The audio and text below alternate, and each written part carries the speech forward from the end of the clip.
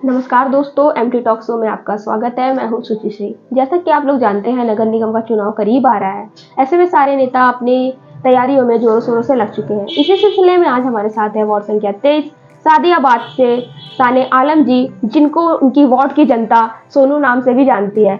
और आपको बता दें कि ये डिस्ट्रिक्ट कोर्ट से अधिवक्ता भी है। तो आइए इनसे चुनाव के मुद्दे में बातचीत करते हैं और जानते हैं उनकी तैयारी किस तरह से पूरी हो चुकी है, और ये भी जानेंगे कि वो एक अधिवक्ता भी हैं और राजनीति में भी आ रहे हैं, तो उनके लिए कितनी कठिनाई होगी या फिर इनको सरल होगा। तो आइए इनसे जानते हैं। तो सानिया, सबसे पहले तो आपका हमारे एमटी टॉक्स में बहुत बहुत स्वागत है। आपको बता दें, जैसे आपकी वार्ड की जनता आपको सोनू नाम से जानती है, तो सोनू जी, आपका हमारे टॉक्स में बहुत बहुत स्वागत है। बहुत बहुत धन्यवाद। हम आपके चैनल्स के माध्यम से अपनी क्षेत्र की जनता को और आपके चैनल को बहुत बहुत धन्यवाद प्रकट करते हैं। तो सोनू जी, सबसे पहले तो आप हमें ये बताइए, आप वर्तमान समय में अपनी वार्ड में किस तरह की समस्याएं देखते हैं? वर्तमान समय में जो समस्याएं हैं वो कोई नई समस्याएं नहीं है। समस्याएं सब पहले पुरानी बहुत पहले से बनी हुई हैं। जी जी। साफ सफाई, नाली, जी। पानी, बिजली और बहुत सारी समस्याएं हैं, है ना। तो ये समस्या बनी हुई है और जनता हमें चुनेगी तो हम इस पर काम करने का पूरा जो है। तो सोनू जी, जैसे कि सारे दावेदार अपनी तैयारियों में बहुत जोरों शोरों से लग चुके हैं, ऐसे में आपने अपनी तैयारी कितनी कंप्लीट कर ली है, कितनी पूरी कर ली है? अब चुनावी माहौल है तो इस समय जो भी नए नए प्रत्याशी हैं वो आए हैं और आज से अपनी जो है रणनीति के तहत काम करना शुरू कर दिया। लेकिन कोई भी प्रत्याशी जनता के बीच पहले से नहीं रहा है। और हम लोग लगातार अधिवक्ता होने के नाते जनता के बीच रहे हैं, उनके सुख दुख में हमेशा चढ़ बढ़ कर हिस्सा लिया है। कोर्ट कचहरी से लेके और पुलिस से लेके कहीं भी उनकी कोई भी समस्याएं होती है तो हम लोग उनके बीच रहने काम किए, इसलिए हम लोगों को बहुत ज्यादा समस्याएं नहीं आ रही हैं। तो सोनू, जैसा कि आपने बताया आप अधिवक्ता हैं, तो अधिवक्ता और राजनीति आप दोनों को कैसे मैनेज करेंगे? क्या आपके लिए कठिन नहीं होगा ये कार्य करना? नहीं, ये तो हमारे लिए बल्कि अच्छा होगा। क्योंकि अधिवक्ता होने के नाते जो है हम जो भी पार्षद के क्षेत्राधिकार के अंदर जो कार्य आते हैं वो पार्षद होने के नाते कोई जान ही नहीं पाता। तो हम लोग अधिवक्ता होने के नाते इन कार्यों से भली भांति परिचित हैं, चाहे कागजी कार्रवाई हो या कानूनी कार्रवाई हो। हम लोग उनके लिए जो है सारे कार्य अपने क्षेत्र तक लाएंगे और करवाने का काम करेंगे। अच्छा, तो आपने बताया कि आप कार्य को बहुत अच्छी तरीके से जानते हैं क्योंकि आप अधिवक्ता है। तो हमें बताइए कि एक कुशल पार्षद क्या होता है, उनकी जिम्मेदारियां क्या क्या होती है?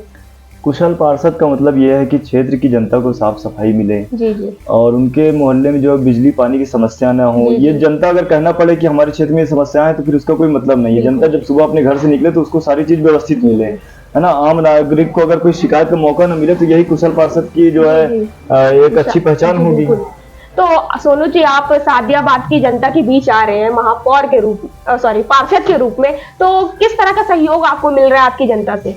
सहयोग हमें पूरा मिल रहा है। हमारे क्षेत्र की जनता जो है वो भी चाह रही है कि नवयुवक है और तेज तर्राक है जो उनके लिए दिन रात हमेशा हर जगह हर समय मौजूद रह सके। जैसे अभी कुछ दिन पहले जो है आपको पता चला होगा प्रयागराज में पूरे शहर में जो है बिजली कटौती हुई थी। बिल्कुल। तो ऐसे समय भी लोगों ने देखा कि हम लोगों ने दिन रात एक करके लाइट को बनवाने का काम किया। कई बार आई गई हो, लेकिन हम लोग वहां पे डटे रहे और अंत में हम लोग को सफलता भी मिली, है ना। तो ऐसे पार्षद को लोग चाह रहे हैं। तो सोनू जी, आपने क्या सोचा, अगर आपकी जनता ने आपको पार्षद चुन लिया तो सबसे पहला कार्य आप अपने जनता के लिए क्या करेंगे?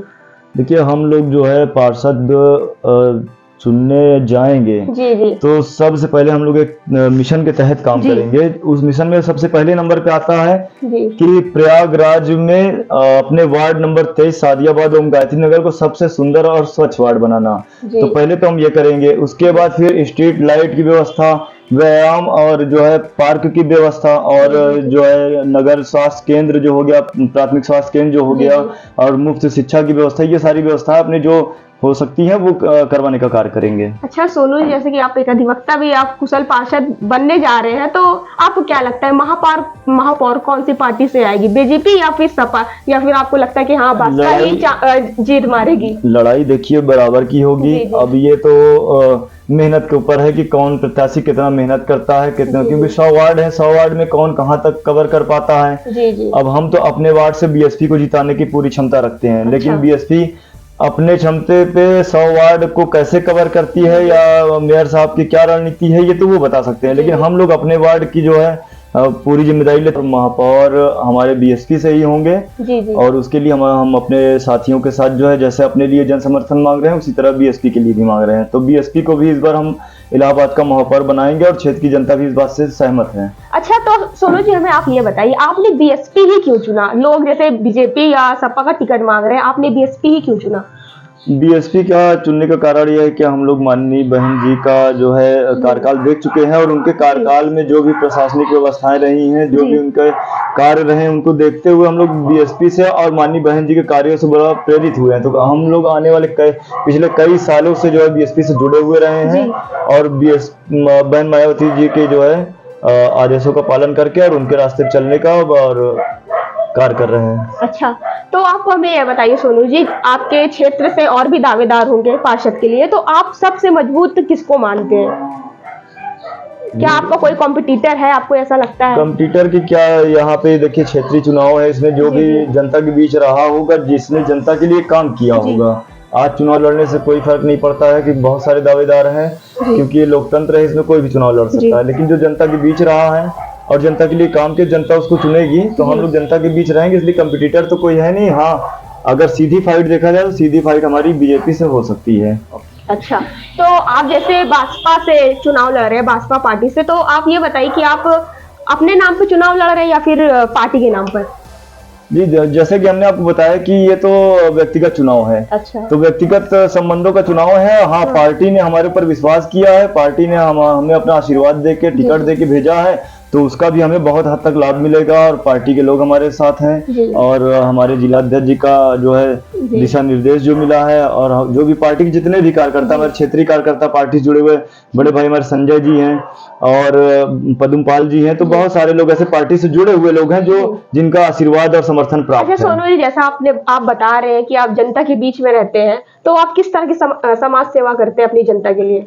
समाज सेवा में रात बिरात कभी किसी को अगर कोई समस्या पड़ जाती है तो अधिवक्ता होने के नाते अभी तक हम लोगों के लिए जो भी हो सका है, कोर्ट कचहरी थाना चौकी, और वैसे भी जो साफ सफाई की व्यवस्थाएं नहीं हो पाती तो हम व्यक्तिगत रूप से भी अब फोन करके जो भी कर सकते हैं नगर निगम या बिजली कर्मचारियों को, जैसे कि अभी कुछ दिन पहले प्रोग्राम हुआ था तो उसमें हम लोग पूरा सहभागिता निभाए थे। और उसके बाद ये कोरोना काल में हम लोगों ने जो है लोगों की बहुत मदद की। हालांकि इन सब चीजों पे वोट मांगने का कोई वो नहीं है, तो सामाजिक कार्य है ना, लेकिन बस क्षेत्र की जनता ये देख रही है तो उसका फायदा, उसका लाभ हमें कहीं ना कहीं मिलेगा। अच्छा, तो आपको लगता है कि हाँ, आपकी जो जनता है वो आपको सपोर्ट करेगी? बिल्कुल बिल्कुल। जनता का क्या है कि देखिए प्रत्याशी बहुत सारे हैं और प्रत्याशियों के चेहरे को देख के पता चल जाएगा आपको कि कौन जीत रहा है। तो जो भी और प्रत्याशी हमारे क्षेत्र से हैं, वार्ड नंबर 23 से जो भी 14-15 प्रत्याशी के करीब है, तो उनका चेहरा देख के आपको पता चल जाएगा कि वो जीत रहे हैं कि नहीं जीत रहे हैं और चेहरे की मुस्कान उनकी बता देगी। अच्छा, तो सोनू जी मेरा आखिरी सवाल यही है, आप अपने वार्ड की जनता से कुछ अपील करना चाहेंगे, कुछ कहना चाहेंगे? जनता एक पढ़े लिखे और समझदार व्यक्ति को चुने जो उनके लिए कागजी कार्रवाई हो, कानूनी कार्रवाई हो, हर तरीके से उनके लिए खड़ा रह सके, उनके लिए दिन रात हर काम को जाके करवा सके, है ना, और उनके बीच का हो जिनसे वो डायरेक्ट संवाद कर सके, कभी भी उनको हिचकिचाना ना पड़े कि हम इनसे कब मिलेंगे, कैसे मिलेंगे। तो क्षेत्र की जनता से हम यही निवेदन करना चाहते हैं कि एक नवयुवक को चुने जो उनके लिए दिन रात उनकी सेवा में रह सके। जी, तो सोनू जी धन्यवाद, आपने हमारे एमटी टॉक शो में अपना समय दिया। आपका भी बहुत बहुत धन्यवाद, आपके चैनल का भी बहुत बहुत धन्यवाद और हमारी माननीय क्षेत्र की जो है जनता का भी बहुत बहुत धन्यवाद और माननीय बहन जी का बहुत बहुत धन्यवाद जिन्होंने हमें इस लायक समझा कि हम अपने क्षेत्र का प्रतिनिधित्व कर सकें। तो जैसा कि आप लोगों ने देखा, हमारे साथ वार्ड संख्या 23 सादियाबाद से साने आलम जी थे उर्फ सोनू जी। तो उनसे हमने चुनाव के मुद्दे पे काफ़ी बातचीत की। उन्होंने हमें बताया अगर उनकी जनता उन्हें पार्षद चुनती है तो वो अपने क्षेत्र का सुंदरीकरण, पार्क वगैरह बनवाने का दावा करते हैं। तो ऐसी वीडियो के साथ बने रहने के लिए आप हमारा एमटी टॉक को फॉलो करते रहिए। तब तक के लिए अलविदा। मैं सुचिश्री, वीडियो जल्दी, सुप्रिया शर्मा।